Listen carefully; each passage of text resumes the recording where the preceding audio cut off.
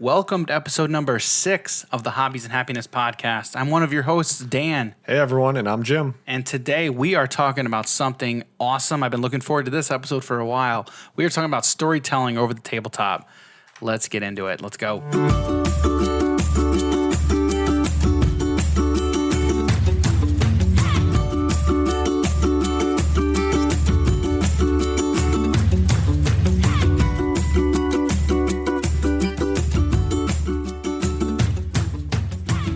What's going on? It is late at night. You are holed up in your study, researching the bloody disappearances that have been taking place in the region. A few hours into your research, you hear the sound of strange chanting coming from your parlor down the hall. At the same time, you hear dirt churning as if something were digging beneath the floor.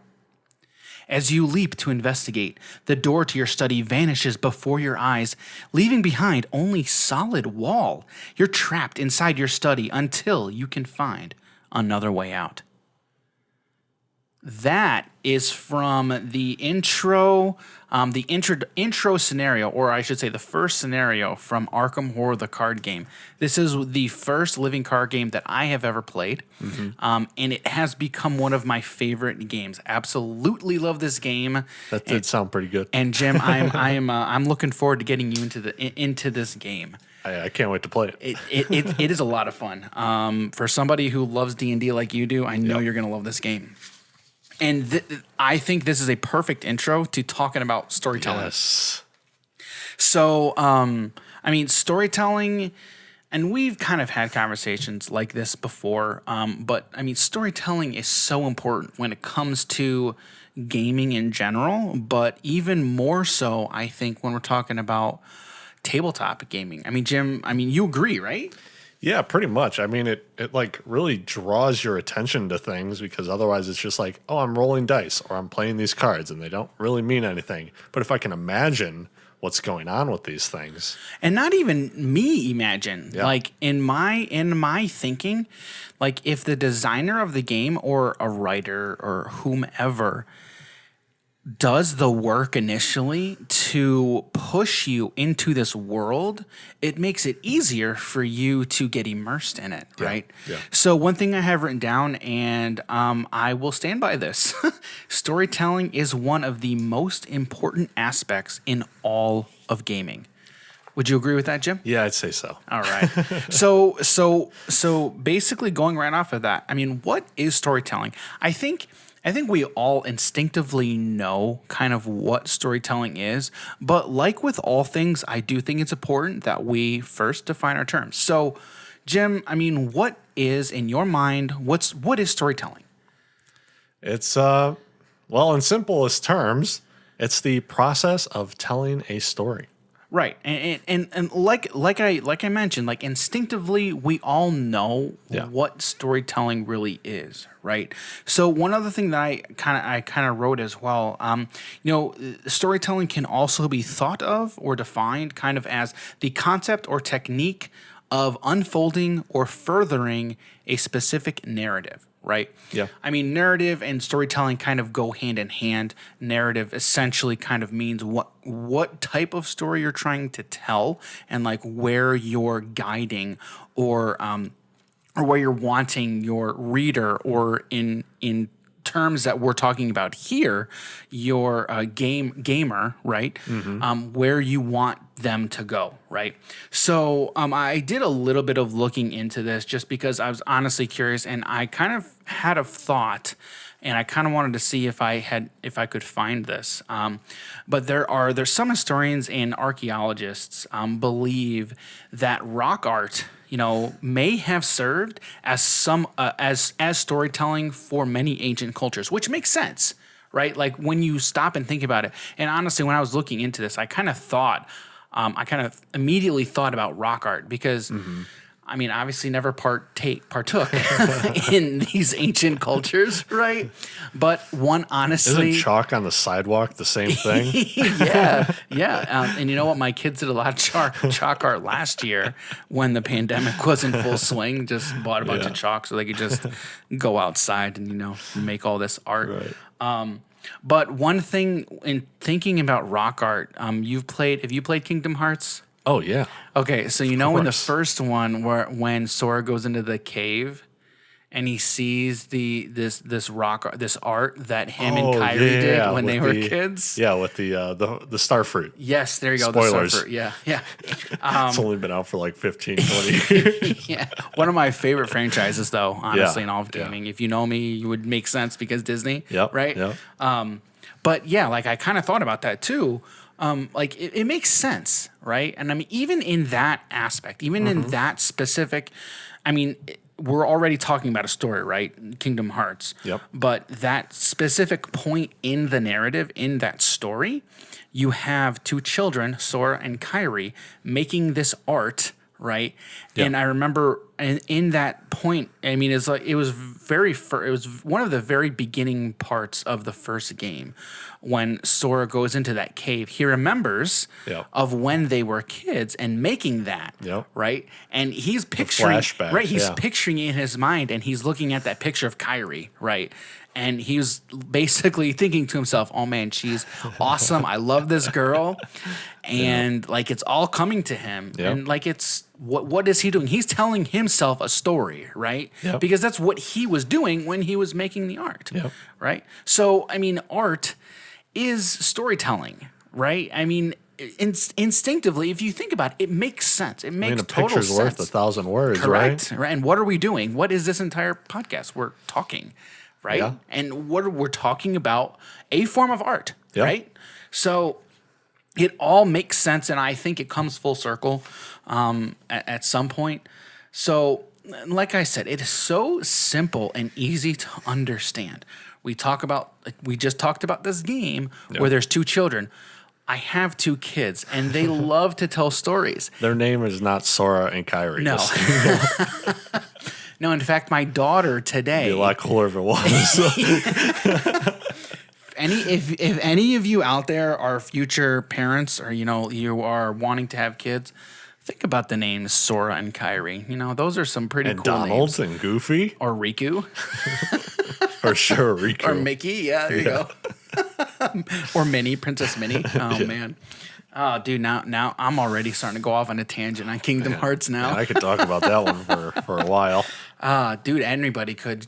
Understanding that story Yeah. is, oh my goodness. Oh, dude, I'm so upset about Kingdom Hearts though, because I think I was in 8th grade when the second one came out, and then I'm now 27, but it came out like 2-3 years ago. You mean 3? Yeah, 3. Kingdom Hearts 3. Yeah. So from 8th grade, which is 13, 14 roughly, Dude, and then it was 15 years in the I was making like, for me, oh man. my God. I was waiting on, 15 man. years for that game. I was so upset about that. Why? Because it was bad. It was so bad. No, I didn't even play it. I didn't even play the third one because they were like, What are you here's talking about? here's what is it like 356th or whatever the number Oh, is. 358 over 2 days. Yeah, Oh, my that's word. and then they came out with 2 different Chain of Memories. They came out with a bunch of these Chain of different ones. Memories and RE Chain of Yeah, Memories. and I'm Dude, just like, come on, give me 3 already. Yep. And that's what we were waiting for Yeah. like literally for forever. was forever. That's all we were waiting for was just give me 3, please. Yeah. And we finally got it, and plenty of people were let down. But okay, as a giant aside there. Yeah, that's a different story. Yeah. No, but what I was basically saying was, storytelling is so easy and simple to understand that children tell stories all of the time. Yep. My kids love to tell stories. A lot of them don't make sense, and a lot of them start with "Once upon a time." You got a story for us right now? Do I have a story? So I think my daughter's story tonight was once upon a time there was a princess, and then she had a baby, and she took the baby out, and then the princess and the baby went swimming, and I'm like, wait a minute, a baby is swimming? All right. Babies are great swimmers. Apparently, Babies are great swimmers. like in real life. So they're swimming, and then she came and whispered to my wife something, and then went away, and then came out and said, and then all of a sudden there were a bunch of spiders, and I'm freaking out because I hate spiders. And then she's coming at me and trying to get me, and so I'm freaking out even more. Yeah, that was the whole point of that That was story. Just to freak and you then out. to freak me out, and then it was something else happened, but I don't know. That was pretty much the whole story. Yeah. No, but they love telling stories. Like a freaking, oh my word, 4-year-old and almost 5-year-old. They love to tell stories. It doesn't even have to be a fake story. Telling people real stories that have happened Yes. is another great thing. What am I doing? I'm telling a story About a fake story. Well, in my daughter's mind, it was a real story. You know what I mean? I mean, and that's where it goes. Like that's where it comes from. It's so anything can be a story. Right. Yeah. Now, if it's a good story or not, that's totally different. That is a different thing altogether. Right. Yeah. Yeah. Okay. So, like I said, I mean, stories are very simple and easy to understand, and we tell stories every single day. I'm sure a lot of us in the office, we tell stories to our coworkers all the time around the water cooler or what have you. Story. A lot of the times, it's who can tell the better story. Right. Yeah. So it's a very easy concept to understand, and I think a lot of us do it without even thinking about it, right? Mm-hmm. So now we kind of want to get into like, okay, how is storytelling used as an element in tabletop gaming, right? So just in tabletop gaming, right, we've talked about this many times, but there's a lot of different genres, game genres within tabletop gaming. Yep. You know, we've talked about this over many episodes before. But the biggest genre that I think we can talk about when it comes to storytelling is role-playing games. Oh man, RPGs. The storytelling narrative element, it is so integral and a fundamental part of role-playing games, period. I mean, the name of the genre essentially kind of gives it away, right? Yep. It's a role-playing game. You are essentially, you're taking on this or embodying this role as a part of the game that you are playing, right? So, I mean, even your role, right? You can have your story about that role can be as insane or as simple as you want it to be. Am I right, Jim? Yeah, for sure. Mean, there's so many. So hang on. Your character. What is your character in D&D? And the one I'm playing on. Yes. Okay. Yes. I am a warlock, of course. Okay, all right. You're a hey, warlock. Bobby. I mean, Michael. He is a celestial warlock. Okay. Give me his backstory. Give me your warlock's backstory, because I'm assuming you've got one. So the thing, he does have a backstory, but it is a little bit of a secret. All right, and the off chance that the people are listening, but I'll give you an idea. Give me what you can. Okay. Give me what you can. He's from a different area, like not of this world. And he has no memory of it at all. So as we progress through the campaign, new memories will become unlocking. And who knows where he really has come from. But he was a doctor, or he was a school nurse for a bunch of wizards, in case they got hurt in gym class or something like that. So...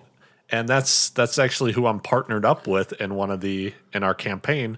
One of the players was a student at this school, and I got fired because so my character got fired from the school because I wasn't working enough. So quick thing. I always told them that I had to take a break for 30 minutes. I'm on break. I fix up a few people. I'm now on break. Okay. Why that's kind of great is because if you know anything about warlocks, they don't cast as many spells as wizards or clerics or sorcerers. Right. So they're able to cast a bunch of spells. But for warlock, you only get like 2 to 4 spell slots every short rest. And for that, you need to take a 30-minute break. So I cast my healing spells to heal up people, and I'm like, hold on, I can't keep doing this. I need to take a break. So they're just like, you're not keeping up with the workload. So my character got, Your character got booted. Yeah, my character got fired because they're just like, you're not an actual healer, even though I am. That's funny. Yeah. So about that backstory, I mean, did you come up with that? I worked with the DM a bit. Okay. So a lot of the things that I don't know, I actually don't know. You really don't know. So he was telling me, he's like, do you want to know anything about the past? And you're like, no. No, it's way cooler if I don't. That is cool. Because not only does my character not know, I You don't personally know. have no clue. That's awesome. So he gave me a little bit of an idea about, where I came from and Right. when I got the amnesia and Right. But the whole thing of me becoming a nurse at a school and like I Right. got fired, that was all me. That's funny. I love that part. But that is a perfect example, Yeah. like, of how storytelling is such an integral part of role playing games. Yeah. It's crazy, like the stuff that you can come up with, dude. It's seriously, it is only bound by one's imagination. It's limited by what you can come up It's with. crazy. It is so cool. And especially for D&D, like if you bring up something cool and your DM will most likely be like, yeah, let's do that. Let's bring that into our game somehow. Okay. That's awesome. So, like, another thing about role-playing games, like D&D, right? Like, the whole game is built on furthering your version of the story. Because, I mean, there's a lot of different campaigns. Like, I know we talked about with Michael, he brought up The Curse of Strahd. Yep. Right? So that's an example of, like, a campaign that, like, it's a book, right? Yeah. It's a book that you can buy and then you can go through with your group. And then, like, the newest one, I think, or came out recently, was Icewind Dale, I believe. Yes, as its whole book specifically for that, yeah. And then they came out with something that's like a lot more simplified. It's just like stories. It could be like one session, 2 or 3, maybe a few sessions here and there. And it's like candlelit journeys, something along those lines. And that one was the latest one. Okay. But again, that one's more like one shot, or like maybe you do it for 2 weeks. But yeah, other than that, it is Icewind Dale. Right. Okay. So, but like even those like campaigns or books that you buy, you go through it, and it's every person or group, I should say, like each group has their version of how that story goes. Yep. Right? Yep. So yeah, I mean, it really is how you have this kind of skeleton of a story. Yep. Right. And then as you progress through it, you're putting your imagination into it. You're putting your twist on it. When you have a game that has at its core, at its heart, is storytelling, like that is the game, is storytelling. There's really no telling where one game or another is going to go. Yeah, it can be completely different. And that is so cool to me. Like, it is so cool that out of the box, essentially, right, quote unquote, is you have so many different stories or ways that you can basically enjoy an experience. And it all boils down to storytelling and making your story. One term that I absolutely honestly despise, I do not like it at all because it makes no sense. But have you ever heard the term "your truth"? Your truth. Yes, your truth. Okay. Yeah. That's your truth, Dan. It's one of the things that I absolutely hate because it makes literally no sense. Truth is truth. It's all about perspective is what the your truth thing comes down to. Correct. But when it comes down to truth and fact, there is no my facts and your facts. Yeah. Truth is truth, right? Fact is fact. But from the standpoint of like telling a story, I think it makes a little bit of sense in that vein, right? Because it's essentially the same. It kind of boils down to the same thing because it really is. It's perspective, right? And we have a story. The story from my character's perspective is completely different from the story from your character's perspective. So that's why I think that term applies beautifully to a game that's all about telling stories. So at its heart. Yeah, so kind of like when me and Michael were having that discussion, we'll call it a discussion. It was a about discussion. the barbarian. Yeah, sure. And Right. and whatnot. So like for him, he was like, barbarian doesn't do a lot of damage. I'm like, what are you talking about? Right. I've had multiple barbarians carrying the team Right. because they were just able to pump out the most damage or enough of it to where Right. they were just doing the best. Right. So that's my truth. And for him, he could have just not seen any good barbarians. So But I think what he essentially was saying was when you have a combo, right, or a certain combination of whatever it is, like Yeah. spells or whatever it was, Yeah. when you have this combination that is so powerful and so potent, Yeah. why would you choose to go a different route when this combination exists and it is so broken, right? Yeah. And like I because get the game's not about winning. Right, right. Like I feel like a game that's all about Yeah. storytelling. Yeah. You're not playing this game just to break it or to win. Yeah. I mean, again, for coming from someone who's never played, who has Yeah. yet to play D&D or a tabletop role playing game, like to me, the appeal for these types of games to me is not about winning, right, Yeah. or even besting the campaign. It's just Yep. about having fun and telling a story or listening to a story and hearing it from a lot of different characters' perspectives. Yeah. So like I understood what he was saying and it makes sense. Like just instinctively, like I get it. But in this conversation, it's really when we're talking about story and storytelling, that's where the appeal to these types of games, to role-playing games is all about, is telling these different stories and hearing about, what's the DM like going to come up with? Yeah, and the other thing about it is, so you can have these crazy broken strategies for making a character, but in the Dungeon Master Guide, which is one of the core books, Right. like one of the first things it tells you is the DM makes the rules, Right. and that like these books are guidelines, Right. So Kind of like Pirates of the Caribbean. Yeah, exactly. I think we talked about that last week, and I'm always going to bring that up. and so you can have this crazy broken thing, but if your DM's like, yeah, no, that's not how it's working today or for this campaign, well, then you had your whole heart set on this exact thing. Right. It's like, well, now what? Are you going to now quit the campaign? Right. Or, well, how about you just stop making ridiculously broken things or whatever? Or whatever it is, Yeah. right. Right, which, again, coming from someone who's never played, right, these kinds of games, I think like that's the fun of it. Like you have these restrictions, and it's like, all right, well, how can I make this fun? Yeah. Like, how can I really get my character into it? Like, is your character going to whine and complain? Then you go for it, right? Yeah. Like, Yeah. like totally not live it out, but like get into that role. Yeah. Right. That is so appealing and cool to me. Yeah. I think it's really cool. And the thing about it is, And like every time we talk about this, I'm like, dude, I freaking can't get into this, man. we're gonna play. We're gonna play, Dan. So you also think about, right? Let's say Star Wars, right? Let's bring up Star Wars: A New Hope.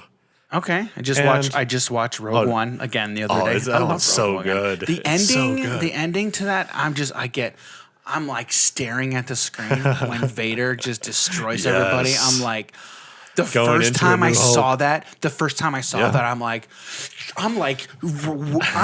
jumping. I'm like, yeah, get him, Vader. But we know what happens. Oh yeah, you know what happens, right?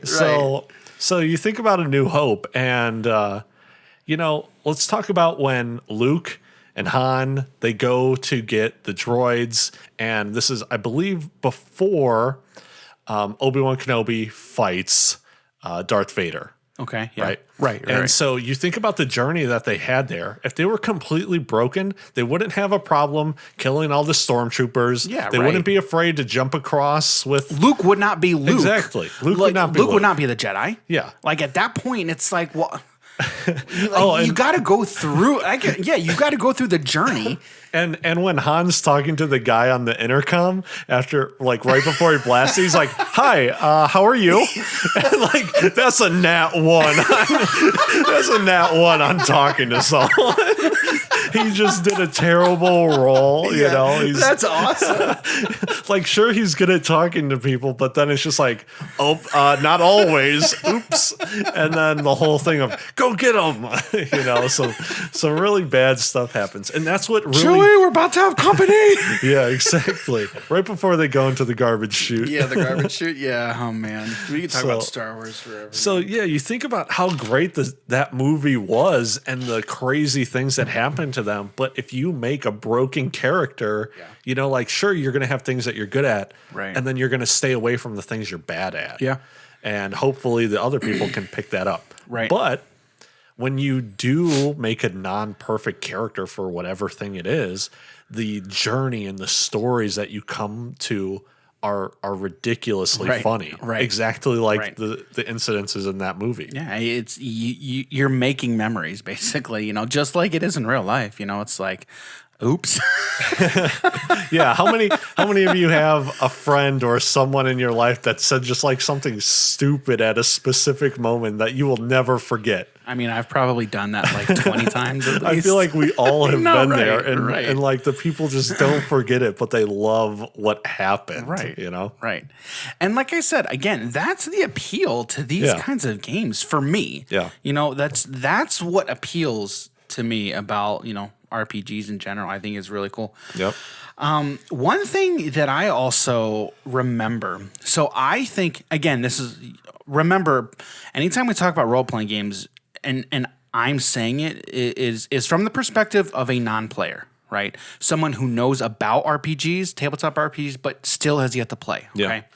So I think, when I think about tabletop RPGs like D&D, I liken them to the old Choose Your Own Adventure style books. Yeah. When I was a kid, I remember the Scholastic day would come, and we'd have all these all these books, and we'd go look at all the books. Some of my favorite books to always look at. Oh yeah, okay, cool. I don't know if they have like specific days, right? But I know Scholastic is still around, and they still do it. I mean, my wife is a big reader; she loves reading. Yeah.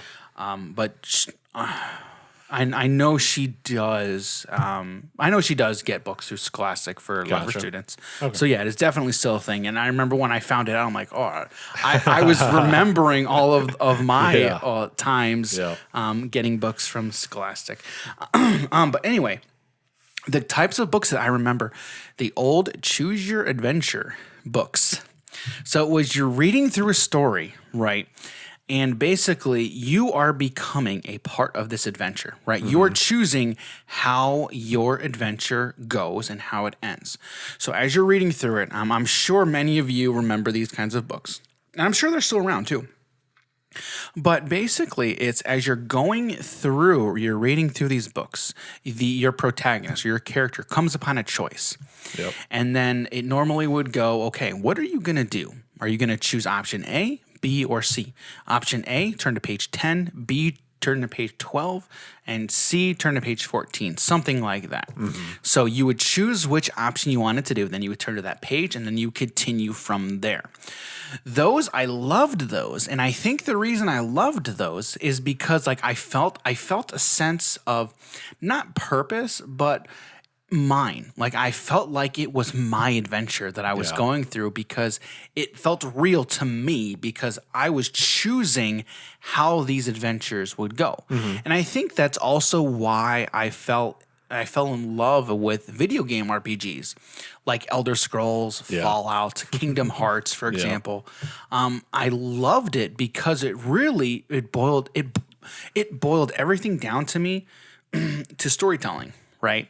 I'm becoming a part of these stories and I'm able to basically live them out, you know, from my character's standpoint, right? Yeah.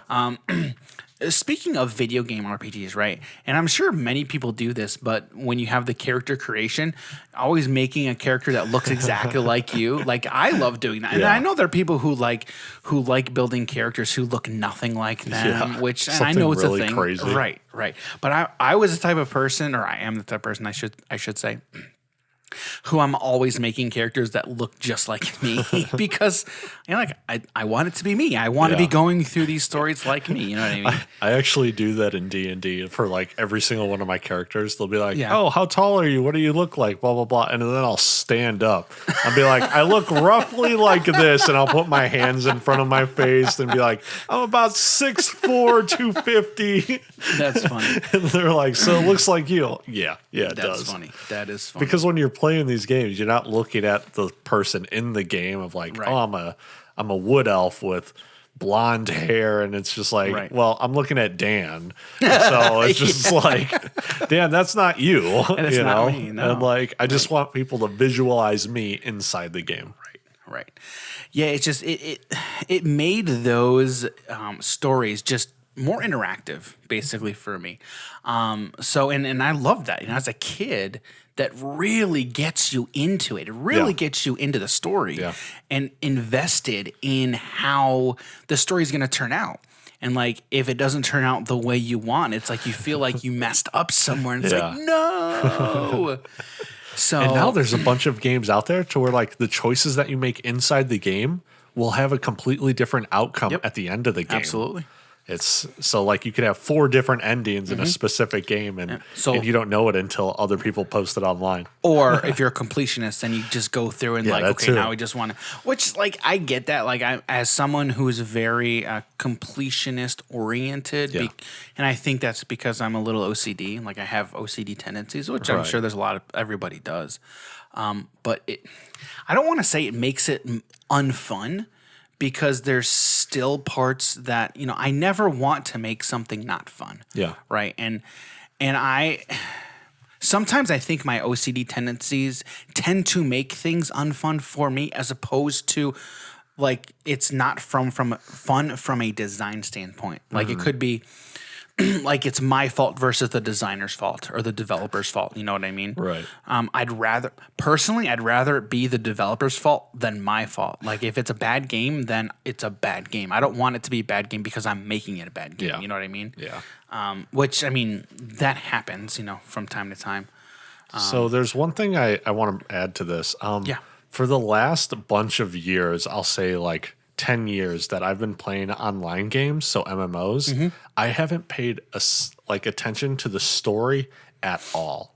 Right. And it was a bad habit that I picked up of like always muting every single game I play. Oh, yeah. And always skipping through cutscenes, not paying attention to any of it. I just feel wanted like- the combat and the theory crafting of building the character. Right. But I recently played a game called Outriders, I think it is. It's like a Halo first person shooter game, and you can build your character up. There's like a lot of different things. Okay. But this is the first game that I've paid attention to the story in a super long time, and I kind of missed it. Like paying attention to the story in some games, like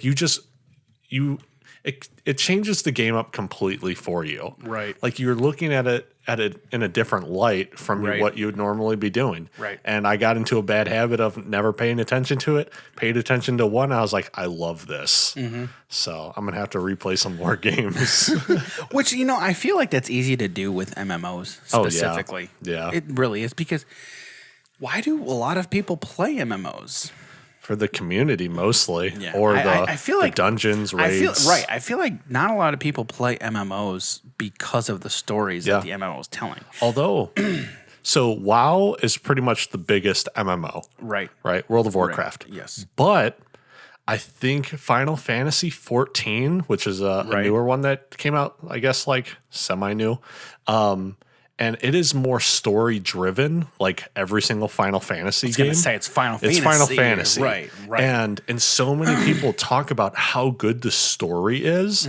And normally for me, I'm like, I'm playing an MMO. I don't care about the story. But now Right. after going through that and talking more about the storytelling factors in games, I'm like, you know, I think I'm going to play it and pay attention to what's going on. So it can be who knows? It might be my new favorite game. Oh, and you know what? Some of those stories are terrible too. Oh yeah. Yeah, Like some people, not everyone is great. Right. And some of these people who make some of these games, they don't tell good stories or engaging stories. Yeah.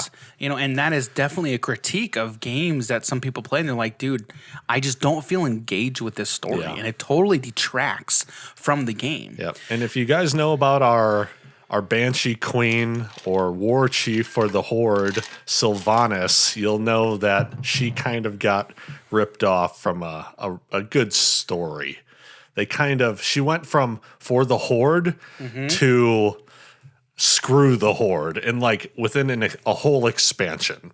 Oh, really? So within a 2-year span, which doesn't mean there's a whole lot of stories. Well, she's an elf, right? Yeah. Okay, yeah. And then she was pretty much taken over by the Lich King, turned her into the Banshee Queen. Oh, okay. Gotcha. I don't know her whole backstory. Right. But Right. when she turned in from the War Chief to the Horde is nothing, I think is what she said. Okay. So for the Horde to the Horde is nothing. Got it. And it was like, where did this even come from? Right. You know? Right. Now, Jim, I believe in talking about what were we talking about? RPGs. Here we go. Yeah, RPGs. Role playing games. I opened the episode with a little bit of story from Arkham Horror. I believe you kind of had a little bit of a story that you wanted to tell about, kind of like a paragraph that you had come up about D&D. Yeah, I just wanted to bring you guys essentially what your day one could be inside the game. So let's hear it. I'm excited. Let's go. I want to hear this. You wake up in a forest. It's cold. There's fog crawling over the ground. The forest is really dense. You see 3 other people around you, all with a very surprised face. And they're wearing different clothes from different eras. You're wearing from what you grew up in. They're wearing stuff from around 500 years ago. You look all confused. You start to talk to one another. You realize you're all not from this place. You start to hear some loud chatter coming through the forest. You can see that a tavern in the middle of this place with torches. You can see people dancing on the inside. As you open the squeaky door, everyone stops and stares at you. You can see ogres, witches, goblins, kobolds, and one human bartender. He's just cleaning a glass. Everyone stops and stares at you. What do you do? Boy. All right. That could be an intro. All right. That's kind of cool. What would I do? I don't know what I'd do. What would you want to do, Dan? I'd probably go up to the bartender and be like, so how about them bears? And be like, no, oh really, my. those bears over there. You see 3 bears in the corner. They're all eating soup. Eating soup? Yes. What? What kind of bears are these? I don't know. A papa bear, a mama bear, and a baby bear. What's Goldilocks? That's kind of cool. That's interesting. Don't worry, I won't be using that. So you don't got to prepare for that stuff. So, I mean, from all of that, I think for those of you who like me, who have not played D&D or another role-playing game, tabletop RPG, I think hopefully you can get a sense from this discussion of really how important storytelling is to these games. Yep. It's really, really important. So we have role-playing games, right? And then there's everything else. Pretty much, yeah. Yeah, I mean, when we were sitting down to think about this, it's really role-playing games and story. Like, there's nothing like it. Yeah. There's really not. I mean, story is very important, like to all these types of games for sure. but nothing like it is when it comes to role playing games. Yeah, RPGs. it's a completely different thing. You It are totally living or making Yeah. the story and, just being around it as it's made. And all these other ones tend to already have a story to them. Right. But it also kind of sometimes doesn't even play into the game pretty much at all. Right. But in like I said, like story is why you're playing these RPGs. Story is why you're playing this role playing game. And it's really, again, talking about story as an element of the game. Role playing games is what every other type of game wishes it could be, basically. Yeah. Like really, like they are really working at how can we use this element? How can we use this storytelling element and really make it a part of our game? Yep. Right. Most of the time it's through the artwork on the cards that you're playing or through the pieces or the board games. Right. Right. Because like Jim said, a picture's worth 1,000 words. Yes. And really, and again, art really is how a lot of those words come across. Yep. And in a lot of these games, for sure. I mean, art, we talk about magic all the time, and I know art is a big thing that we look at, and we like to, what a lot of people like to, ooh and ah at. Yep. And there's a lot of artists like, I don't know, are you a fan of Seb McKinnon's? Oh, yeah. You love Seb McKinnon has some really fantastic art. I saw the Shocklands, right? And as soon as I saw the Rakdos one, I knew who made that artwork. Oh, yeah. Yeah. As soon as I saw it, I knew it was him. And that's a whole other discussion. But artists, visual artists, and even audio, like composers, right? Yeah. Every Musicians. artist. Yeah, musicians. There we go. That's the word I'm looking for. Thank you. Yeah. Like everyone has their specific, I don't want to say taste, but it's what makes their art It's like theirs. a signature. Mm-hmm. And when it's a visual, like Seb McKinnon, you see a piece of Seb McKinnon art and you know it's Seb McKinnon. Yeah. I'm a big fan of movie compositions. What is the word I'm looking for? Movie producers? Soundtracks. There we go. Oh, soundtracks. Soundtracks. I grew up on classical music, basically. I don't remember really when I started listening to soundtracks, but I just started getting into listening to movie soundtracks because a lot of this music that a lot of these composers make for these movies is phenomenal. Like Thomas Newman is a fantastic composer. Yeah. Anytime I hear Thomas Newman, I can tell that that's Thomas Newman. Love his music. Hans Zimmer is one of my favorite composers of all time. He's right up there with John Williams. But if I ever hear Hans Zimmer, I know it's Hans Zimmer. I can pinpoint a lot of these different composers because I know their style. Like I hear it and I know who it belongs to. Basically, doesn't matter who's playing it. I know who that composer is. Yeah. It's that signature style. That's very particular with artists in general, right? Mm-hmm. Excuse me. So I don't know how we got off on that tangent, but talking about magic, I guess. So we said there's everything else when it comes to storytelling that's not role playing games. The first thing I do want to talk about here is card games like CCGs, TCGs, and LCGs. So collectible card games, trading card games, and living card games. Okay, so how does story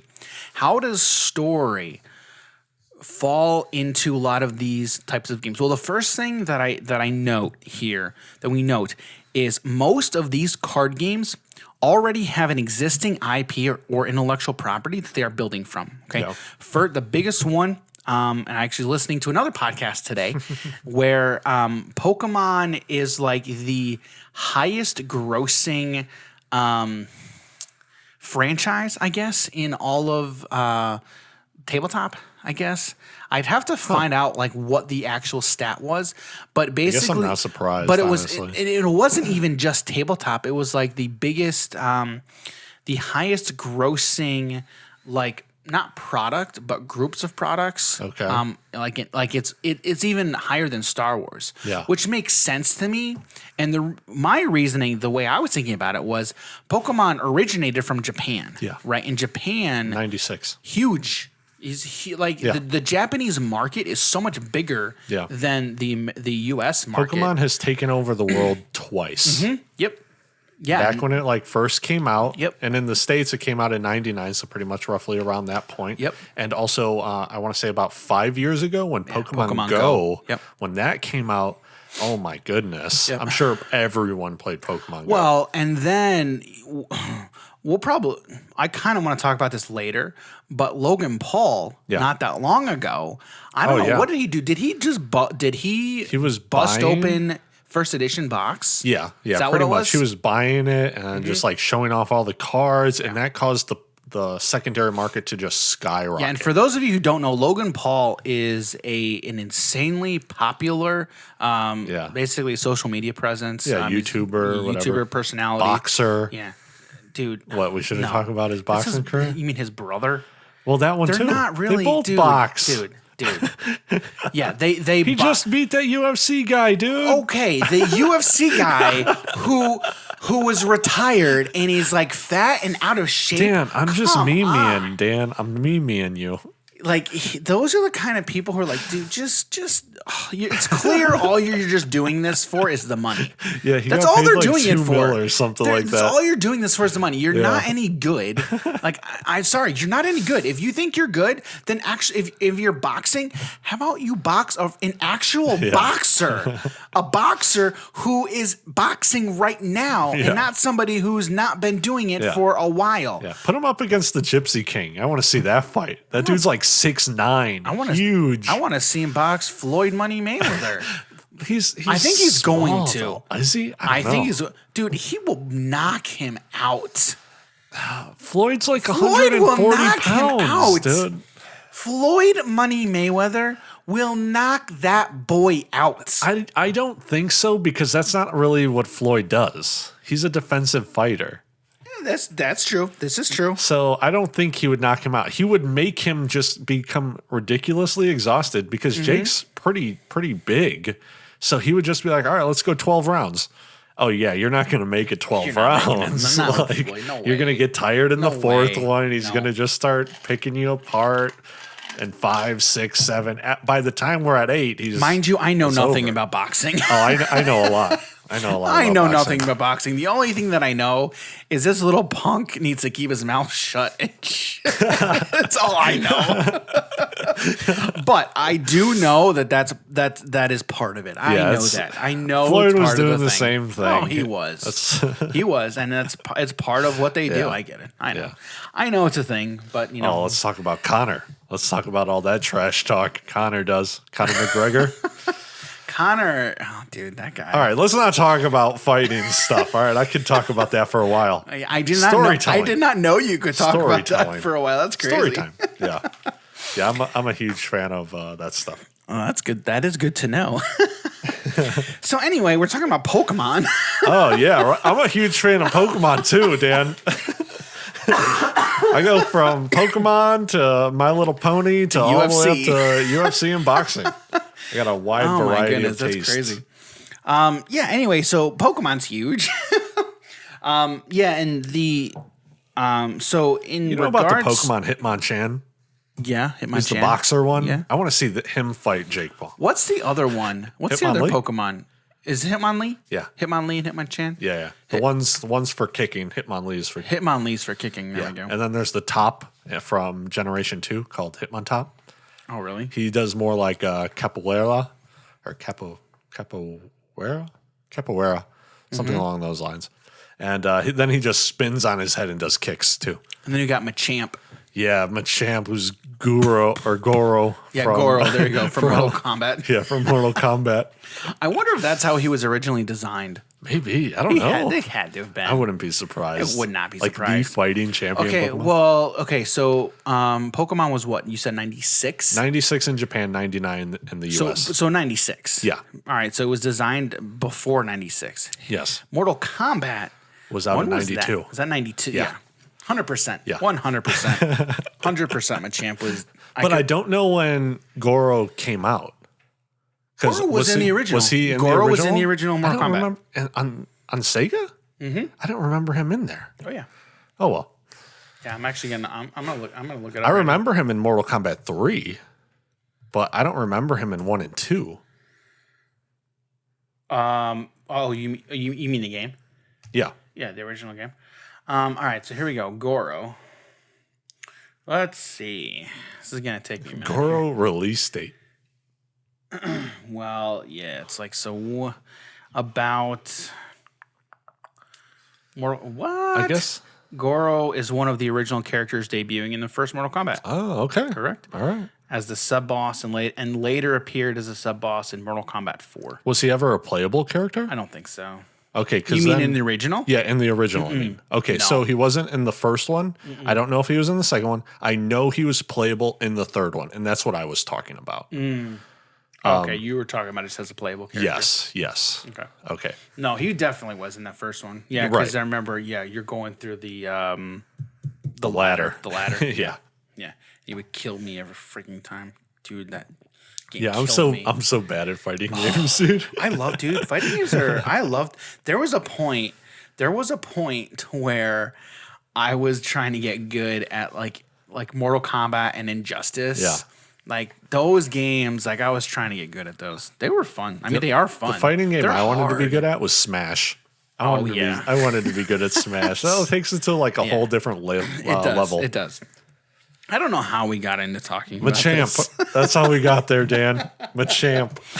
So there are some other card games that have these IPs that they're essentially built around.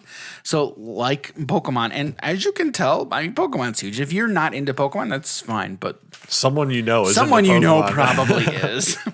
So Even if Magic, they lie to you. yes. So Magic is another one. Okay, so Magic, however, it was one that when it was first introduced, it was a new IP. Magic was a new IP when it was first introduced. I mean, obviously, like anything when it was first introduced was a new IP. Right. But the card for Pokemon, the card game, I believe the card game came later. I don't remember. I can't remember. But from I'd have to actually do some research on this, but I'm pretty sure I believe that there already was basically a mythos and lore kind of already built around the game. I believe. Correct me if I'm like, if you know, let me know. Definitely let us know.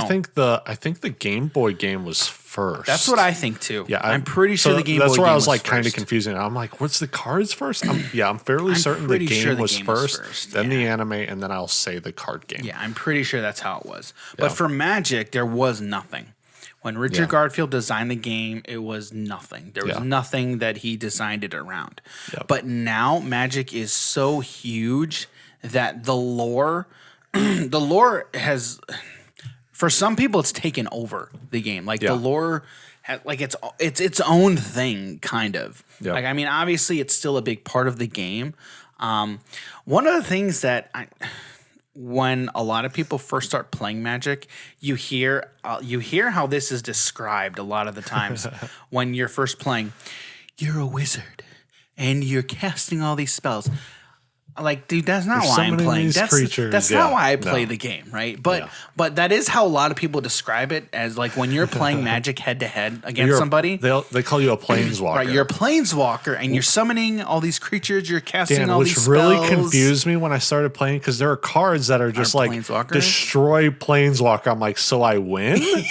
Like, because you're a planeswalker, right? He's like, no, that's not how that works. But I'm like, but you're a planeswalker, right? He's like, yes. Yeah. Well, then why should I not win? This card literally says destroy target. Destroy target planeswalker. Why can't I destroy? You're a planeswalker. Judge, I need a judge. He's cheating me. No, but it says destroy target planeswalker. Jim's a planeswalker, so I'm targeting Jim. Why can I not? Yeah. Does not a lightning bolt come down from the sky? You know. Why you got to bring up lightning bolt? Yeah. Yeah, Jim likes his lightning bolts. Yeah, I do. So anyway, that's how it's that's how it's described a lot of the time. Is you're a planeswalker and you're casting all these spells. It's way cooler than that. It is. It's a lot cooler than that. So for some people, they're like, no, it's really not, guys. The ultimate bad guy. Oh man. Nicol Bolas. Nicol Bolas. And now that's part of the lore that I can get into. Yeah, for sure. But so what I was kind of getting into here is for Magic. Like, there's so much lore now that has been created over the years that, like, it's not necessarily taken over the game, but it really, really has become a part of the game, right? Yeah. Now, there are a lot of people, and I think Jim and I are one of these people who I don't play Magic for the lore. There definitely are people who play Magic for the maybe not necessarily for the lore, but they really get heavily invested in the lore. Like cosplayers, for example. And even those who cosplay, some of them, I would imagine, don't really get as invested into lore as some other people. They just like making costumes, right, for these different games. And that's fine. But like Jim and I, for example, like we play Magic because it's a card game and it's fun to play, and we like the thoughts that go into these lines of plays, and it's strategic. That's kind of why we play. We really don't care much for the lore. I also think in comparison to other card games, it's a lot more slow and methodical than the other ones. Definitely. And for me, being more of a strategic thinker, that appeals to me more. That appeals to me more than anything about this game. Now, that's not to say I don't care at all about the lore. I think it's interesting and I think it's cool. Like, we both love Nicol Bolas, and like that whole storyline is very cool. Like, we really love that storyline. War of the Spark. Oh man! Even if you guys don't play, go look up the War of the Spark. Magic the Gathering. Yeah. So I feel like Magic is a perfect example. What's the word I'm looking for? Like a use case scenario, right? Of a game where there's so much storytelling and lore that goes into it, right? That a lot of people think about and care about. And then there's basically everything else about the game, like the gameplay, the mechanics, and then everything else but the story. There's all these different parts to the game that you can really get yourself invested in. There's the story, there's the lore, there's the game. It's everything. It's two different aspects, but they merge with the art that's on the cards. 100%. They bring it into what it is. Right. And so I think that's a perfect example of everything coming together to merge these different groups of people, for example, over like a card, right? Just one card. For example, we talked about one of my favorite commanders now, Koma. Koma the Cosmos Serpent. We talked about it last week, right? One of my favorite cards ever now, right? Comes from Norse mythology, right? Basically modeled after the world serpent. And like, I play that card because I think it is an awesome card to play. I think the art is very cool. It makes me want to play that card. And you hate Simic. And I hate those colors. It's my least favorite colors. But just about that card, we talk about the mythology, the Norse mythology behind it, right? It appeals to so many more people now because you have the game, the story behind it, the mechanics about what the card actually does. There's so many things that go into it. There's two stories behind this card. The card itself inside Magic and the card that it's representative of in Norse mythology. Right. Okay, so the next one I wanted to mention was Hearthstone. Jim talked about World of Warcraft. Yes. WoW. Hearthstone is a Blizzard IP. WoW was made by Blizzard. So Hearthstone is in that same intellectual property. So Hearthstone is another one where you have all of this. World of Warcraft has been around for years before Hearthstone even came out. I think it was 2003 or 2004. One of those two. It's been a while now. It's been a while since Hearthstone came out. That one came out. But when it came out, there was still all of this lore that was already built up behind the game that game was able to then draw from for cards, right? Or for ways to play through that game with those different campaigns. Which was cool. So WoW even actually had its own TCG, like physical card game. It did. Before Hearthstone. It did. And I remember that. If you ever see some of the cards, you'll be like, oh, I've seen this artwork in Hearthstone. Like they just take it Did over. they really use the same artwork? Yes. Oh, wow. Some of the That's artworks cool. you'll see like, oh, I've seen this one before. You go look up the card and it's just like a zoomed in version on something more specific inside of an artwork. That's and cool. sometimes it's on the exact same card. Yeah. So Yeah. like Polymorph. I think Polymorph and okay. they're both the exact same picture. Okay. And then the last thing I want to talk about, we're talking about card games here, but living card games, okay? Yeah. There's a couple that, again, a lot of these living card games, they already have IPs that they're building off of. And again, IP stands for intellectual property. So living card games like Marvel Champions, the entire Marvel universe, they have at their disposal. Maybe not necessarily at their disposal, but what they're able to draw from. Licensing, they have to get into what they're able to use. But they have a lot of things that they can access. Yep. Lord of the Rings, one of my favorite universes. Absolutely love this game now. Arkham Horror. For those of you who don't know, that was the what I originally read from to kick this episode off, which I'm going to read another one here, just to get you a sense of what it is. But Arkham Horror was built around H.P. Lovecraft and the Cthulhu horror mythos. There's a lot that's already there that the designers were able to pull from, right, to use as storytelling elements. Game of Thrones is another living card game that they have all those books that they can use. Legend of the Five Rings, which again I'm not super familiar with, but I know Jim's played. Maybe you played it or I've you're familiar dabbled. with it. I'm not the biggest fan in terms of like the mechanics for some of this stuff, but it's not bad. Right. And so most, if not all of these living card games, basically what you're doing is it's like these role-playing games where you're progressing through a narrative, right? Yep. So just like these RPGs, so storytelling is a fundamental part of these games. So that being said, I do want to read, this is again from the first campaign, basically, from Arkham Horror, the card game. All right, so this is spoilers. Yes, I haven't played this yet. Yes, this is All right, spoilers. let's continue. So again, this is like the second agenda. Still this first storyline, which I will read this one, but I won't go further than this. Okay. All right. So this is entitled "Rise of the Ghouls." Okay. So from that first story, we successfully made it out of our study. All right. So we were able to navigate our way out of the study. All right. So here we go. Rise of the Ghouls. The floor beneath you is giving way, and you see a vast network of tunnels twisting into the darkness below. Shapes and silhouettes of strange creatures move swiftly through the tunnels, trying to find a way up. You probably don't want to be here when they do. The barrier. A glowing barrier blocks the path to your parlor. As you move toward it, intense heat forces you to back away. Picking up a handful of dirt, you toss it at the barrier and watch in horror as the dirt incinerates. Perhaps there's something in the cellar or attic that could possibly help.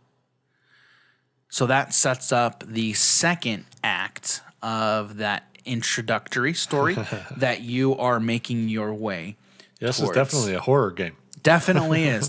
And my Or goodness. suspenseful. It is. It's super suspenseful. Yeah. Like as I'm playing it, like I love every single part about this game, about Arkham Horror. I've got these cards. haven't we played it I yet, have Dan? a deck that I've built specifically to take on this story. Yeah. It's so very cool.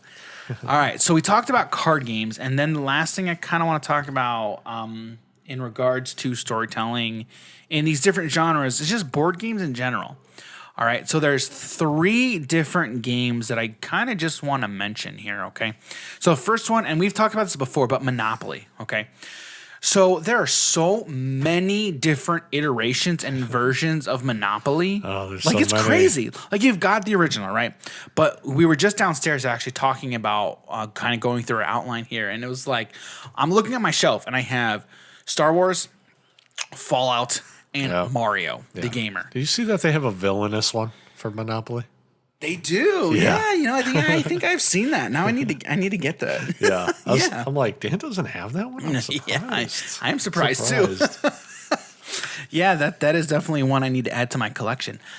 But so even in those 3, okay, three that I've mentioned, you've got Star Wars, Fallout, and the Gamer, the Mario version. Yeah. Okay, so you have these different IPs. Okay, that you're able to now kind of not necessarily get lost in per se because you're just playing Monopoly, right? But you're able to partake in these different universes. Like I remember, like I've played through Fallout, the Fallout one. I love playing the Fallout one. That was fun to me just because I have fond memories of Fallout. I'll talk about it here in a little bit. But Fallout is one of my favorite games, one of my favorite video games, okay? Yeah. So just being able to go through the board and, like all these different locations, like, oh, yeah, I know this one. I love this one. It's, you're partaking in these different universes, like in the Monopoly one. Buy the power armor for $500 or whatever it is. The pieces actually in that game are really cool. Yeah. I do love those. And then the next one is Settlers of Catan. So it's, again, another one to where you've got the original plus the expansions, but you also have like the IP, like Game of Thrones. There's a Game of Thrones one. So again, now I'm playing Settlers of Catan, but in the Game of Thrones universe. Yeah. Okay. So that's another one to where it's like, okay, I am now going to be transported to the Game of Thrones universe and then kind of play Settlers of Catan, but from a Game of Thrones type perspective. So you've got the different houses. I've never played that one. I need to get that one. I want to add that one. But I mean, I'm a Game of Thrones fan. I like Game of Thrones. Like, it's a cool universe, if you ask me. I'm sorry, Dan. I'm sorry about your ending. Yeah, I mean, whatever. Could be worse. You could have a tattoo of Game of Thrones, Could be worse. Sorry for all the people out there with Game of Thrones tattoos. You know what? You mentioned it before. It's not even about where you ended up. It's how you got there and going through it. Yeah. Like, going through all of that was cool. Like, there's a lot of episodes in there that are very cool and are fun. It's like, honestly, maybe, was I disappointed with the ending? Yeah, maybe a little bit. But going through it, it's like there's a lot of cool things that are still there, right? The last thing I do want to talk about is legacy games, okay? The one legacy game that I had thought about is I've never really played legacy games, okay? Jim, you're kind of going to help me and the audience through this. You think I know about legacy games as I brought a legacy game your house? I am looking at it right now. So, Jim, why don't you explain to us and the audience kind of what is a legacy game? So a legacy game is essentially like any other board game, but your actions that you take inside the game, whether it's someone winning or you decide to destroy a specific thing, that's a permanent action for the rest of the game. So, and even the next time you play, it's not even so much for that specific game. It carries over into the next game. Mm-hmm. So, say you destroy a specific person, right? And normally that character will keep coming back throughout the game for someone else, but in your game, the character's gone. Mm-hmm. You don't have to worry about them ever again or whatever it is. So let's talk a little bit about Risk Legacy. Mm-hmm. All right. So I'm sure a lot of people have played Risk. Love you set Risk. up your army. Love Risk.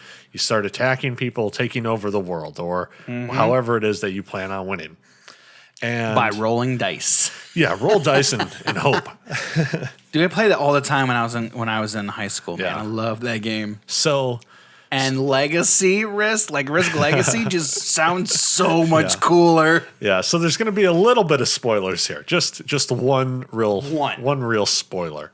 And it happens as soon as you play the first game. Right. Pretty much. Right. So just to make it a little bit quicker, the person who drops a nuke on a specific location, right, going into every future game, no one spawns there.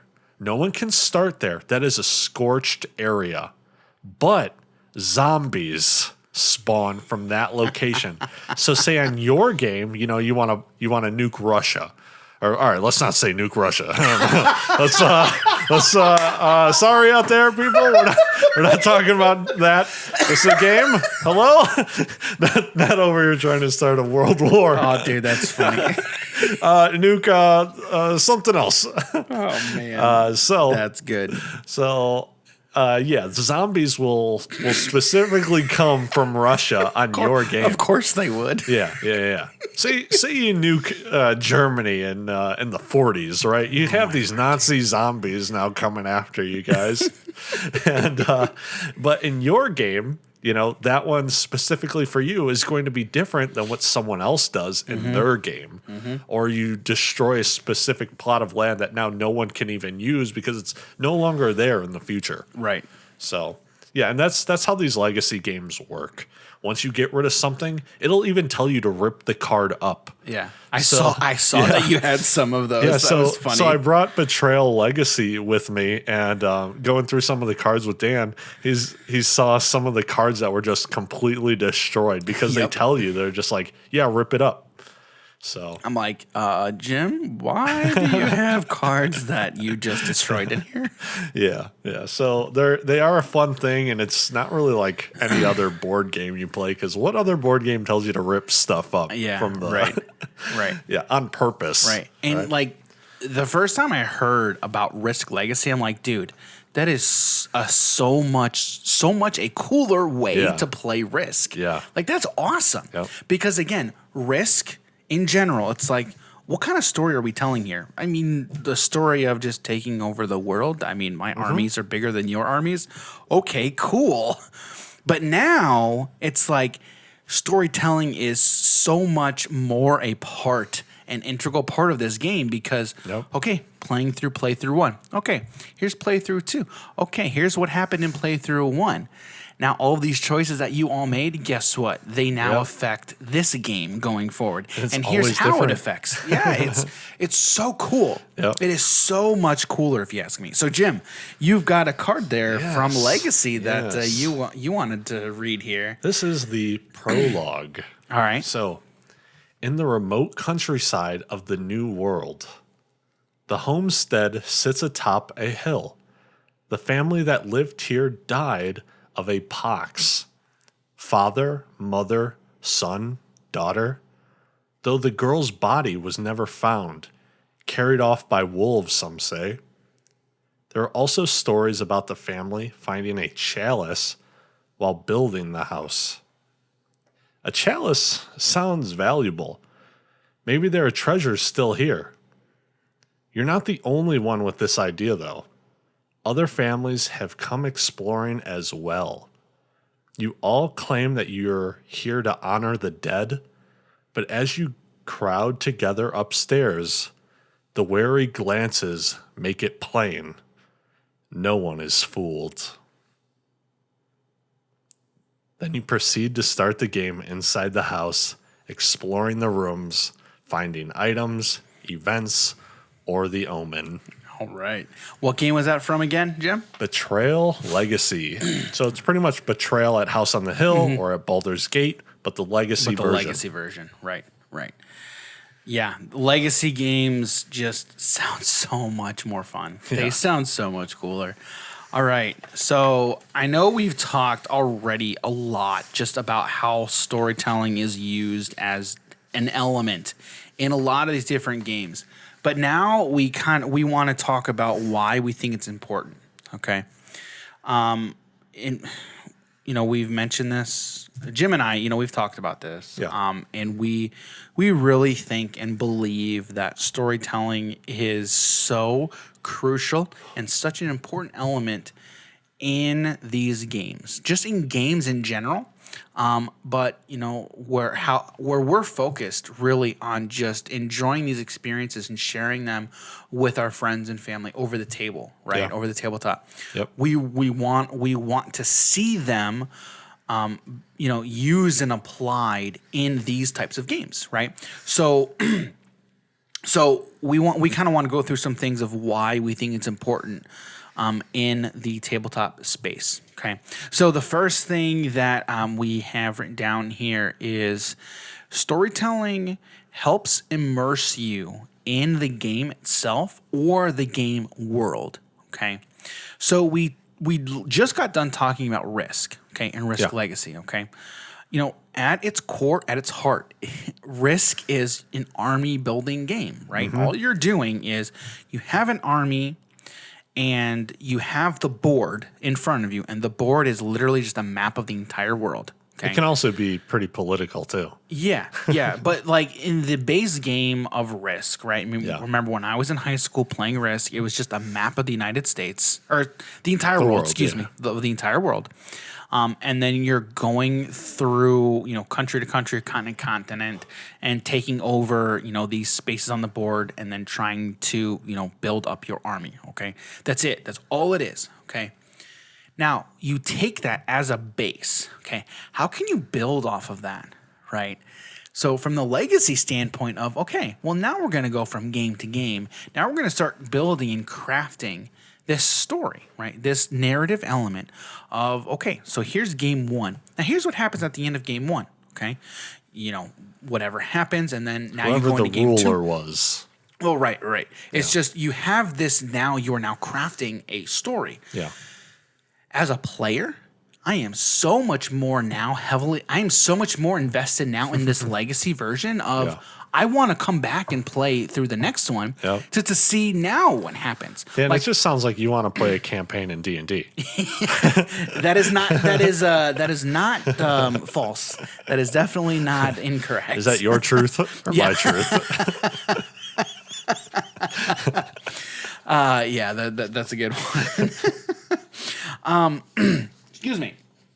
But really, like storytelling, it makes you want to get into these games, right? If you just have the gameplay, I am much more apt and willing to jump into a game to where I want to know what's going to happen next versus I just want to play this game. Yeah. You know what I mean? Yeah. Like I would much rather, I don't know what's going to happen here. I want to go in and find out. Yeah. Maybe like the gameplay, the mechanics weren't that fun, but I want to know what happens in the story. Yeah. It's just like reading a book. Like, I mean, my wife loves reading books, and she reads. I feel like she reads a new book every few days, and she's like, I'm like, honey, come to bed. And she's like, I just keep 4 pages. I want to know what happens here. It's the same type of thing, right? It's you want to know. I want to know what is going to happen in this story. It totally helps the player just get involved and immersed in this story that you're trying to tell. One game that I've mentioned before, but Disney Villainous, okay? Disney Villainous, I really feel like, and again, I'm going to talk a lot about this game because I love this game so much. But when I play this game and I play a new villain, every time that I play, I feel like I am taking this character, this villain, and I'm playing this character. Like I feel like this character. Yeah. I really going feel through their life and the story and trying 100%. To achieve what they're doing. When I'm playing Radigan, I feel like I'm Radigan. Yeah. Like I totally feel that.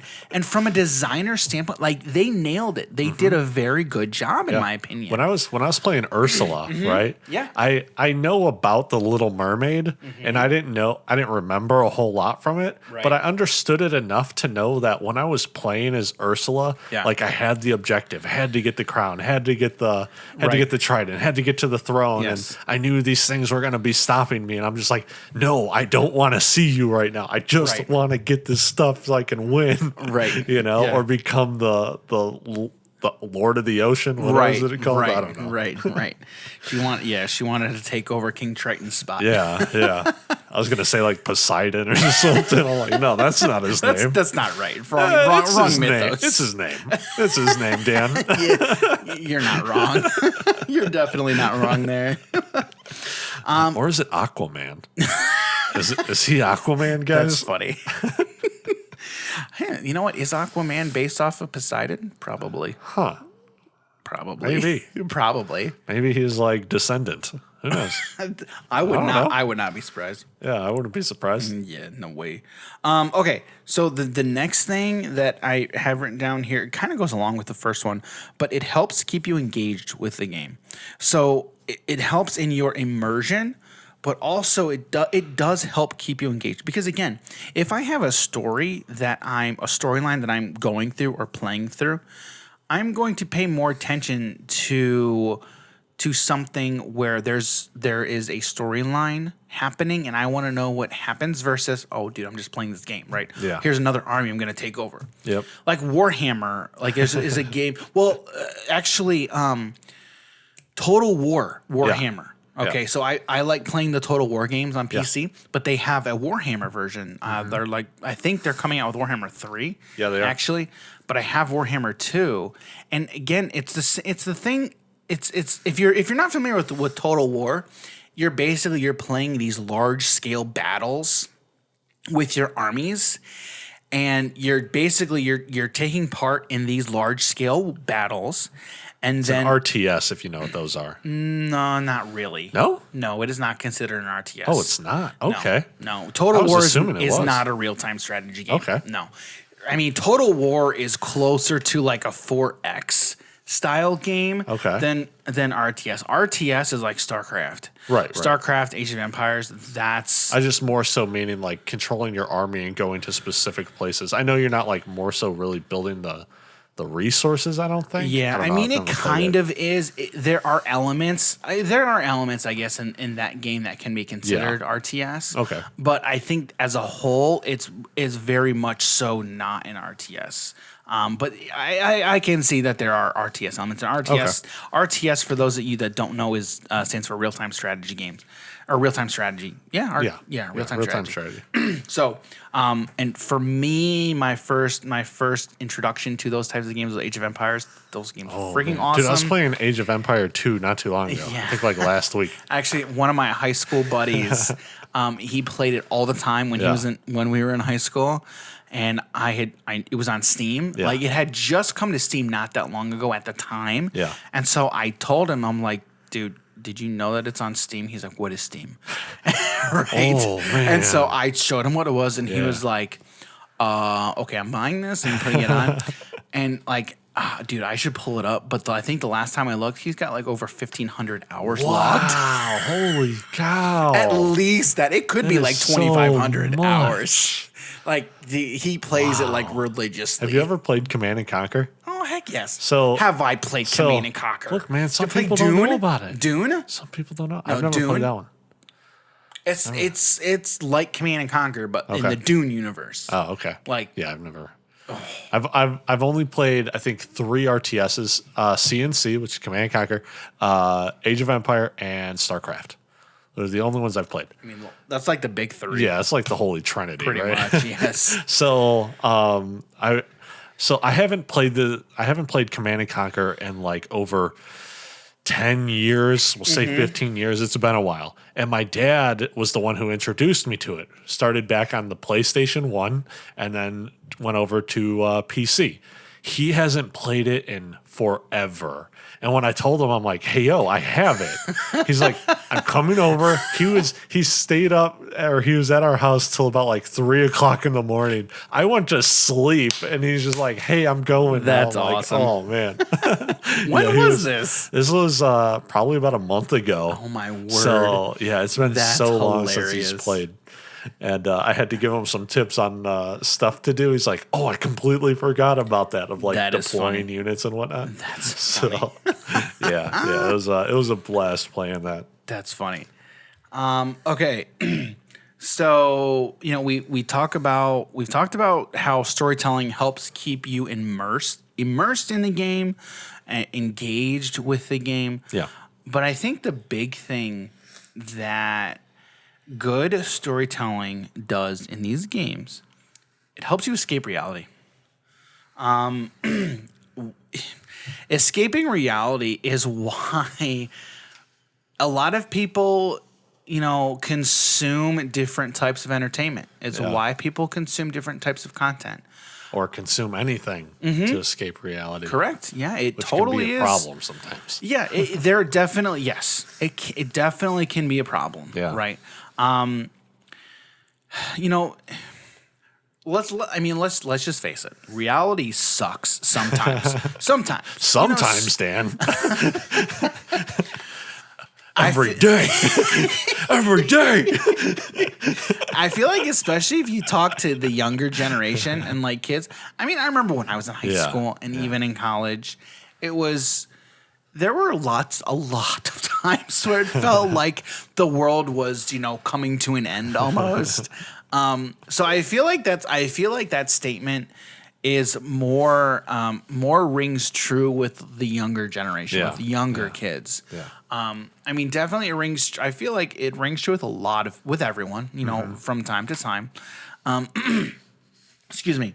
And like we said, I'm never going to be one to suggest that you need to always escape reality, because that is not being that's not being responsible. You're doing yourself a disservice. Yes, you are. But we all I think it would be disingenuous to say that we don't understand and we don't get it. I've been there. Well, right. And it is a thing. And I mean, even you watch sports. Yeah. There's some people watch sports just to take a break and relax and just watch a sports game. Yeah. Right. Now, however, today in our culture today, it is seeming like it's increasingly difficult to escape reality, because there are either by design or by accident that that our entertainment is becoming fused or infused with reality and current events. Now, there may be to where that's happened because, like, by design, right? Like let's talk about games, okay? I don't want to stray too far from the topic here. But there are those games to where, in fact, there was a game I was looking on Amazon and this game popped up. It was I don't remember the name of the game, but it was basically trying to get people to take masking up serious. I don't know if it was taking it seriously, but like the whole game was about trying to explain the effects of mask wearing with COVID. It was really weird. Like, that is the perfect example of a game being infused with current events. Yeah. Right? Which, honestly, I looked at that, I immediately sent it to my family and just laughed because I'm like, this is so dumb. Like, to me, that's dumb. Like, it's happening in real life. I'm like, I thought it was dumb. I thought it was dumb. Understand or don't want to believe it or whatever your reason is. Whatever your point of view is, that's fine. Like, that's your view, your point of view. That's fine. Like, you do you. But I just thought that for a game, I'm like, really? I mean, you talk about Monopoly. What was that original idea? To talk about how capitalism is bad. Was that originally? Yes, Monopoly was created for that reason. I don't think I knew that. Because you think about it, like, how many families have been torn apart because of Monopoly? It's like, I'm going to take your stuff from you, Dan. Like, I'm going to take everything you own. Yes. Yeah, right. And you have nothing. Yep. Oh, that's funny.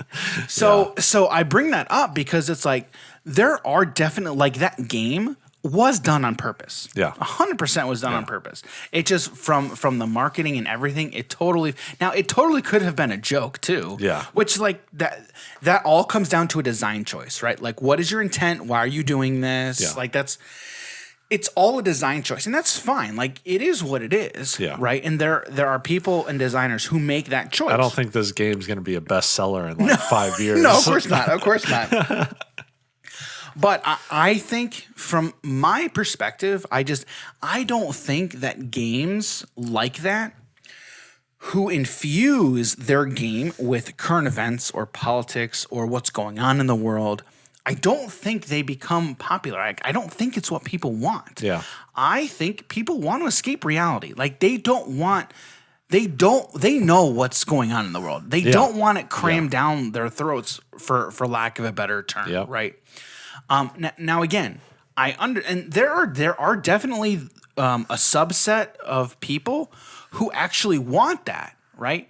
And, like, that's fine. Like I'm not naive enough to suggest or think that they don't exist. Yeah. Because they definitely do, right? I mean, get on social media is a thing. Like get on Twitter, get on Facebook, and you'll see that there are people who honestly even critique some of these designers with why don't you talk about this? Or why don't you talk about this? Like we all know these things that are going on. It's like You can't talk about everything every single time. No, right. Otherwise, but you're going to have large disclaimers. yeah, right. So, and again, it's just for me, if I'm taking part in some media or a game, I don't want it to be about reality. Like I get enough of that throughout the entire day. Yeah. You know what I mean? Yep. And one thing that I mentioned, and I will mention it again, reality sucks sometimes. It does. It does. Now, that's not to say it does all the time, because like I definitely don't think that, and I never would suggest that. But there are definitely times where it feels like it does, right? And so it's in those moments where it's like, dude, I don't want to be here right now. Now, I'm never going to suggest that if you have responsibilities, you run away from them. Never, because that is not responsible, and don't ever do that. Yeah. If you have responsibilities, you man up. Like you do the correct thing and the right thing. You own up to your responsibilities and you take care of them. Yeah. Like I will say that all the time because that's the responsible thing to do. All right. So I do not want to be mistaken here. Okay. However, we all know reality just not cool sometimes. Yeah. So speaking of that, I at least have a story of when reality sucked for me. So when I was in college, there was a time, I don't remember exactly what was going on in my life at the moment. All I know is that it sucked. And so that what I did at the time was, I think like I took an entire week off of work and school, and all I did was I played Fallout 3. I played through the entire game from start to finish, through the entire story, and played through that whole game. And that's, I think, why Fallout is one of my favorite game series of all time, because of that because you spent experience. The whole week. Yeah, and like honestly, I mean, you've played Fallout, right? Yeah. Fallout is amazing. Fallout is like one of the best universes like ever. It's so cool. I love playing as the sneaky character, and then you just take a grenade from your pocket and just put it in someone else's pocket. Yeah, that is cool. That's cool. So Jim, do you got any stories like that? Oh man, the real question is, where should I begin with these stories? Okay, I guess I'll talk about high school time and school, roughly around that point. I came really close to not graduating on time, and pretty much all 4 years of high school was just messing around, and it was pretty much playing games. And it got to the point where I didn't know I was graduating until the day of. Oh, really? I played a ridiculous amount of Pokemon during high school. I would play Pokemon in class in high school. Now you're talking about the video game? Yes. Like Game Boy? Yeah, okay. yeah, the video game. It was Which one? Which one? At this point, it was Diamond and Pearl and Platinum during this time frame. Okay. I remember playing it a whole lot in math class. Okay. And so, yeah, it just got to the point where video games were my entire life, and I wasn't paying attention to school at all. And it was definitely one of the lowest moments in my life. And that is what we are suggesting you don't do. Yeah. Don't do that. Yeah. And I barely graduated, so I did my responsibilities, right, Dan? Don't do these things that we're saying we did. Like, don't do that. Yeah. I was like bottom 5 of my class. I was surprised I wasn't last, Dan. How did that happen? How? Tell me how. How do you do that? Like, how big was your class? It was like 300 some people. 300, close to 4. And you were in like the last 5? Yeah, it was rough. Jeez. All right, it was rough. Games were my life, all right? Card games at that point is all right, games are my life.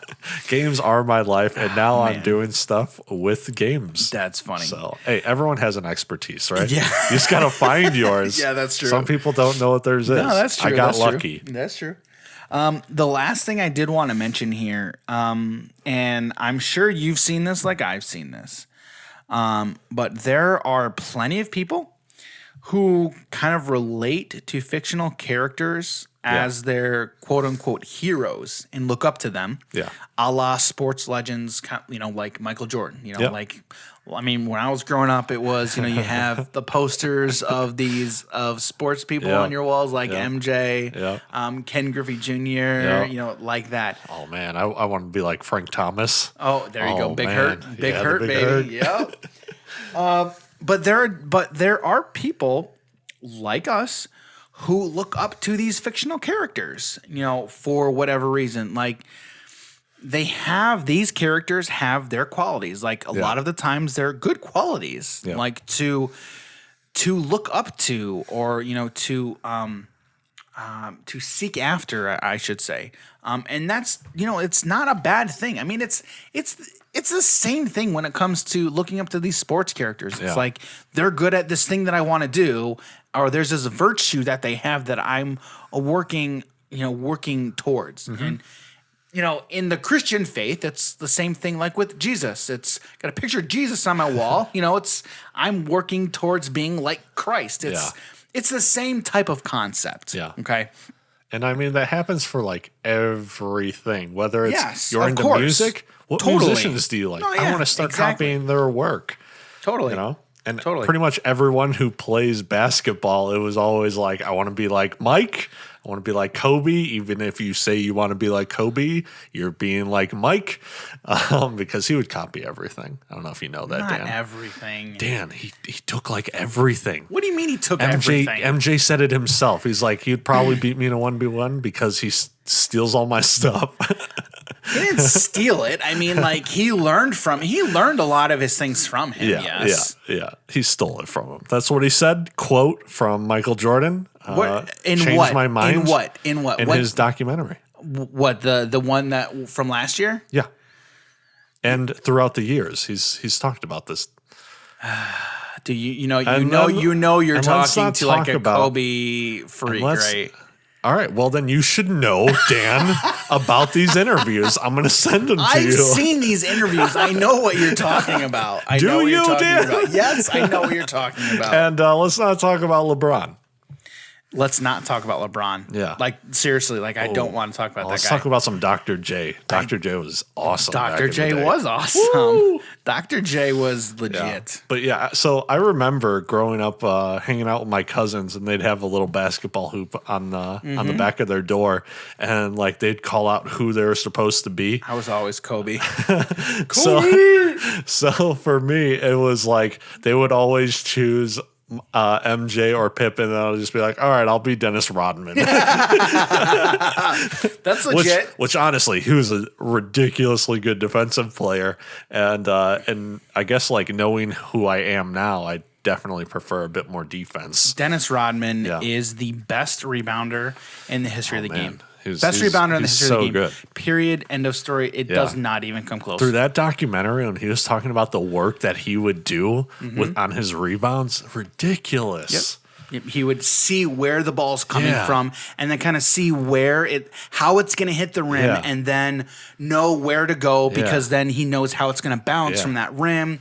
It's crazy. I don't even think he learned physics a normal way. I don't even know. He could have. By experience. Like, he learned it by experience. Just learning how it works. Learn on OTJ training, man, on the job.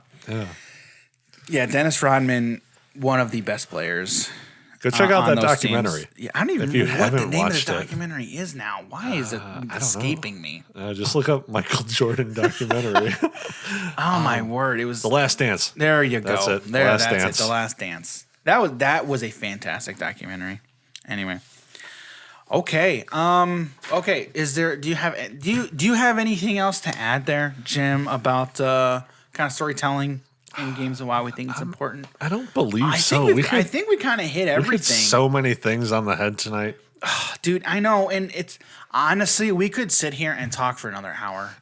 We could. Most likely. We could, just about storytelling in games. Yeah. Talking about random games. I mean, storytelling is just such an important element in all of these things. And I mean, reading these cards, in some of our favorite games here, it's just like, That's why we get into these games, and like the way that we're both reading it, it's like you can tell. Yeah. Like I could tell you were getting into it, and Yeah. I'm assuming you could tell that I was kind of getting into mine a little bit as well. But like it makes it so much easier. Dan, more we forgot to talk about something on the Magic cards. The flavor text. Yeah, the flavor. The flavor text is huge. It is. So many people base decks off of flavor text. It was funny when I first started getting into the game, right? Yeah. You know, I watch all these YouTube videos. And I don't even remember what video I was watching, but somebody like they were playing a Commander game, and this guy, every time he played a card, he made sure to read the flavor text. Yeah. Because that was all he did. He was like, the flavor text is where it's at. You got to read the flavor text. And honestly, what is the flavor text doing? Wasn't that on Commander Versus or something? No. It was one of Becca Scott's videos. I can't remember the name of the channel anymore. So, But anyway. so what the flavor text would be? So you have the normal artwork of the card, the cost on how much it is, the effect of what it does, and then underneath it will say something specific about the artwork or the person who's in the artwork or something about a different card. There can be a lot of things about the flavor text. Right. So Right. There's a lot that it could be, and of course, can we bring up Yargle? Let's talk about Yargle. I'm trying to actually bring up Coma, and Let's bring up Yargle, Dan. I will if my laptop would actually. So I kind of know the lightning bolt one. So back in '93, Christopher Rush made the artwork for Lightning Bolt, and talking about how a mage would go to the mountains and cast or bring down lightning. Okay. Later, all right. So later in the years, they reprinted Lightning Bolt with a new artwork. And inside the flavor, they talked about how the myth of the red mage coming back and calling forth down the lightning, something roughly along those lines. So going back to the original card and how it hasn't been reprinted since this card. It's kind of a cool little flavor text. All right, so Yargle is a legendary creature, a frog spirit. So the name of the card is Yargle, Glutton of Urborg. Okay, it costs 4 and a black. Okay, it's a 9/3. All right, it has nothing. Okay, that's all it is. It doesn't do a single pure flavor effect. text. Pure flavor. So actually, I looked up Coma, and Coma has 0 flavor text because all the rules text, it can't fit any flavor on it. No flavor on it. All right. All right. So for Yargle, here we go. All right. When Belzenlock's lieutenant Yarkul grew too ambitious, the demon lord transformed him into a maggot. The frog that ate the maggot grew and grew until a ravenous spirit burst from its body. Yargle is the spirit frog guy. That's awesome. I've never actually seen that before. I've never read that. Yeah, that's awesome. That one's a little crazy. That is funny. Oh my goodness. So on most all of these Magic cards, you'll have that flavor text. Yeah, there's a lot there. of them, and there's a lot of it in there. So it's super cool. Okay, so we need to stop before we keep going. All right, let's wrap this up, Dan. All right, so Dan, where can we find you? You can find me on the internet, on the interwebs. You can hit me up on Twitter at _DG Campbell. You can also hit me up over on Instagram at daniel.g.campbell. Jim, what about you? You can find me on Twitter and Instagram at Jim Morgan HNH. All of these links will be in the description. So just click on the link and you can follow it to our Instagram and Twitter pages. Actually did quite a bit of work today on our Discord, getting that more and more organized for you guys. So wanting to make that more of a place for our community just to get together and kind of chat. Just about games in general, or just anything really. So it is up, and it is starting to be thriving. It's in a really nice place now. And we are finishing up with our logo design. We're working with our designer right it's now. almost ready. Almost ready. We're setting it back for a few revisions that we want to be done. Yep. And then hopefully this week we should have the rest of our social media channels up and running. And then we've got a lot of work to do. We are really excited to hit the ground running with all of these. Yes, we've got the Discord, like we said. Don't forget, leave us a 5-star review on your favorite podcasting platform. We're on Apple Podcasts, Spotify, Amazon, all of them. All of them few and Let far us know between. what you guys think, too. Yes. That's what I really want to know. Yeah, I want to know. In fact, I think I did tell you this. My lovely wife is listening to our podcast, right? And she doesn't understand. I don't want to say she doesn't understand, but she's not into this stuff like we are. Yeah. But she's like, I don't really get all the stuff that you guys are saying, but man, you guys are funny together. And I'm like, all right, well, that's good. That's a good start. I will take what I can get, honestly. So if you like us, if you hate us, let us know. Leave us a review. I think we suck. Shoot us an email. And if you have any stories about how storytelling has impacted you in any of these games, let us know. Yeah. If you have a story of how you kind of escaped reality for an extended period of time, let us know. Yeah. It's really I like sharing these stories with the community and just you all and the listener base, just to kind of just let you know kind of where I've come from, and what I've done, and just kind of get it out there. And it's kind of good to know, nice to know kind of where you all have been or are coming from as well. You're not alone, guys. Yes, you are never alone, and So never many alone. people have been there. What is, what? I feel like there's gotta be a game out there where that's the tagline, you're not alone. I don't know. I don't know. I gotta look into this. You say that, and now I'm interested of where I'm thinking about that from. Anyway, so that was episode 6, guys. Thanks a lot for being here. Really excited about doing these episodes. And Jim, thanks as always. That was a lot of fun. Yeah, it was awesome. great. And all right, guys. We will see you next week. And thanks a lot. And we'll see you later. Sounds good. Take care. All right, see everybody.